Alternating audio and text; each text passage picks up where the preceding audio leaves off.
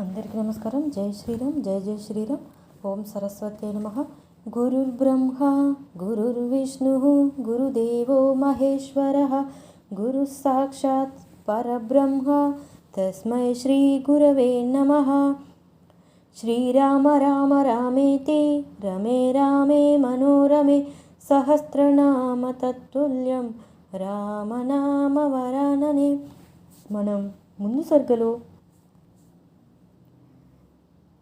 కైకేయికి మంతర దుర్బోధ గురించి తెలుసుకున్నాము. రామాయణము అయోధ్యాకాండము 8వ సర్గము. శ్రీరాముడు యువరాజైనచో కైకేయి భరతుడు ఇక్కట్ల పాలగుదురు అని మంతర ఆమెకు పెక్కు విధముల నూరిపోయుట. కైకేయి వచనములు తనకు సహింపరాని వగుటచే ఆ దుష్టమంతరలో కోపము దుఃఖము పొంగి పొరలను. అప్పుడు ఆమె కైకేయి ఇచ్చిన ఆభరణమును దూరముగా విసరికొట్టి మరలా ఆమెతో ఇట్లనెను, ఓ మూర్ఖురాలా, దుఃఖింపవలసిన సమయంలో కూడా నీవు సంతోషపడుచుంటివేలా? ఇంకా నీకు శోకసాగరమే గతి. ఆ విషయము కూడా నీకు బోధపడుటలేదు. ఓ దేవి, రామ పట్టాభిషేక రూపమున అంతులేని ఈ ప్రమాదము వచ్చిపడుచున్న ఇట్టి గడ్డు పరిస్థితులలోనూ నీవు శోకించుటకు మారుగా సంతోషించుచుంటివి.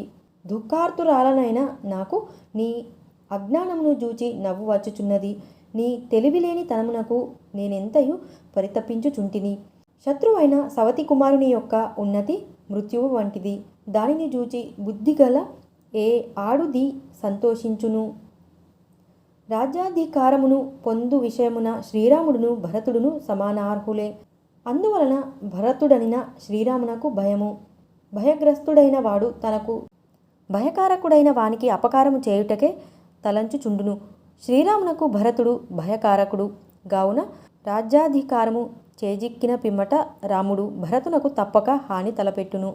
ఆ కారణము వలననే నేను మిక్కిలి విచారమునకు లోనగుచున్నాను. మహాధనుర్ధారి అయిన లక్ష్మణుడు ఎల్లప్పుడూ త్రికరణ శుద్ధిగా రాముని అనుసరించి యుండువాడు. రామునకు లక్ష్మణుని వలె భరతునకు శత్రుఘ్నుడు సర్వదా అనుచరుడు. ఆ ఇరువురుకును రాజ్యాధికారము ఉన్నను వారు అస్వతంత్రులు. అందువలన రామునకు వారి వలన భయము లేదు. ఓ భామిని, శ్రీరాముడు పునర్వసు నక్షత్రమునను భరతుడు పుష్యమి నక్షత్రమునను జన్మించిరి. అందువలన జనన క్రమమును బట్టి రాముని తర్వాత భరతుడు రాజ్యార్హుడు. పిమ్మట క్రమముగా ఆశ్లేష నక్షత్రమున దశమి తిథియందు పుట్టిన లక్ష్మణ శత్రుఘ్నులు కనిష్ఠులగుట వలన రాజ్యార్హత వారికి బహుదూరము. కనుక ముందుగా రాముని వలన ప్రమాదము భరతునకే. శ్రీరాముడు సకల శాస్త్ర పారంగతుడు, రాజనీతి కోవిదుడు, సమయమునకు తగినట్లుగా కార్యములను నిర్వహించుటలో దక్షుడు. కనుక ఆయన వలన నీ కుమారునకు ప్రమాదము కలుగునని చింతించుచు నేను వణికిపోవుచున్నాను. రేపు పుష్యమి నక్షత్రయుక్త సుముహూర్తమున బ్రాహ్మణోత్తములు కౌసల్యాదేవి పుత్రుని కోసల రాజ్యమునకు యువరాజ పట్టాభిషక్తుని చేయనున్నారు. నిజముగా ఆమె భాగ్యమే భాగ్యము. శ్రీరాముడు యువరాజు అగుటతో రాజ్యాధికారము అంతయును కౌసల్యాదేవి గుప్పిటనే యుండును. రాజమాతగా ఆమె మిక్కిలి ఖ్యాతికెక్కును. సవతులందరిపై ఆమెదే పైచేయి అగును. అప్పుడు నీవు ఆమె కడ దోసిలొగ్గి దాసివలె ఆమెను సేవింపవలసి వచ్చును. ఇదియే జరిగినచో మాతో కూడా నీవును ఆమెకు దాసివి అగుదువు. అంతేగాదు, రామునకు నీ కుమారుడును దాస్యము చేయవలసి యుండును. రాముని అంతఃపుర స్త్రీలందరూ సంతోషముతో పొంగిపోవుదురు. భరతుని భవనమునందలి నీ కోడలు మొదలగు స్త్రీలెల్లరును అవమాన భారముతో తలలు వంచుకొని దుఃఖముతో కృంగిపోవుదురు. మిక్కిలి దుఃఖితయై నోటికి వచ్చినట్లు హద్దుమీరి దురుసుగా ప్రేలుచున్న మంతరను చూచి కైకేయీదేవి ఏమాత్రము తొనకక శ్రీరాముని గుణగణములనే ఇట్లు శ్లాఘింపసాగెను. శ్రీరాముడు గురువుల కడ చక్కగా శిక్షణ పొందినవాడు, ధర్మజ్ఞుడు, ఇతరులొనర్చిన స్వల్పమైన ఉపకారమును సైతము మరవనివాడు, సత్యమును పలికేడివాడు, పవిత్రుడు, పైగా మహారాజు గారి పెద్ద కుమారుడు. అందువలననే అతడు యువరాజ పదవికి అర్హుడు. అతడు కలకాలము వర్ధిల్లుచు తన తమ్ములను అనుచరులను తండ్రి వలె వాత్సల్యంతో పాలించువాడు. అట్టి శ్రీరామ పట్టాభిషేక శుభ వార్తను విని ఓ కుబ్జ వ్యర్థముగా నీవేలా పరితపించుచున్నావు. శ్రీరాముడు కొంతకాలము కొన్ని వందల సంవత్సరముల పాటు పరిపాలించిన పిమ్మట తాత ముత్తాతల నుండి తరతరములుగా వచ్చుచున్న ఈ కోసల రాజ్యమునకు పురుషశ్రేష్ఠుడైన భరతుడే రాజగుట నిశ్చయము. ఓ మంతరా, ఇప్పుడు శ్రీరాముని పట్టాభిషేక రూపమున శుభ పరంపర అభ్యుదయము ప్రాప్తింపబోవుచుండగా భవిష్యత్తులో సంతోషకరముగా భరతుడు రాజు కాబోచుండగా నీవెందులకు దుఃఖించెదవు?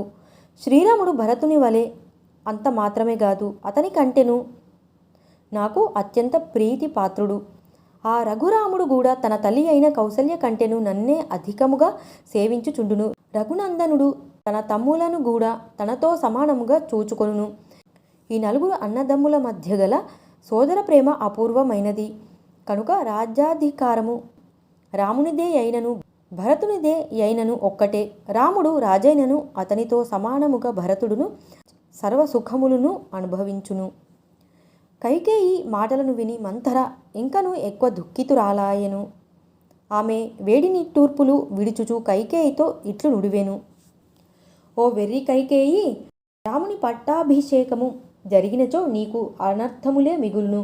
కానీ నీ మూర్ఖత్వము చే దాని వలన నీకు మేలే కలుగునని భ్రమపడుచున్నావు. అంతులేని ఆపదలతో నిండిన దుఃఖసాగరమున మునుంగబోవుచుండియు నీవు నీ దుస్థితిని తెలిసికొనలేకయున్నావు. ఓ కైకేయి, ప్రస్తుతము శ్రీరాముడు రాజైనచో అతని అనంతరము అతని కుమారుడే రాజగును. ఈ కారణమున భరతునకు గాని అతని సంతానమునకు గాని భవిష్యత్తులో రాజ్యాధికారమును పొందేడి అవకాశమే శూన్యమగును. ఓ భామిని, రాజకుమారులలో అందరును రాజ్యమునకు ప్రభువులు కాలేరు. అందరినీ సింహాసనంను ఎక్కించుట రాజనీతి విరుద్ధము గదా, అది అనర్థదాయకము కూడా. ఓ సౌందర్యరాశి, అందువలన జ్యేష్ఠుని తర్వాతి వారు ఎంతటి గుణవంతులైనను మహారాజులు పెద్ద కుమారునకే రాజ్యాధికారమును అప్పగింతురు. పుత్రప్రేమ గల ఓ కైకేయి, అదే జరిగితే నీ పుత్రుడైన ఈ భరతుడు రాజ్యాధికారమునకు దూరమగును. అంతేకాదు దిక్కులేని వానివలే సమస్త సుఖములను కోల్పోవును.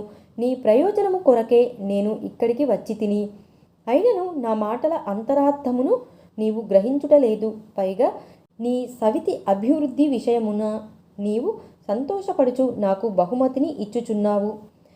ఎట్టి అడ్డంకులను లేకుండా రాజ్యాధికారమును పొందిన పిమ్మట శ్రీరాముడు భరతుని మరి ఒక దేశమునకో వేరొక లోకమునకో పంపించియే తీరును.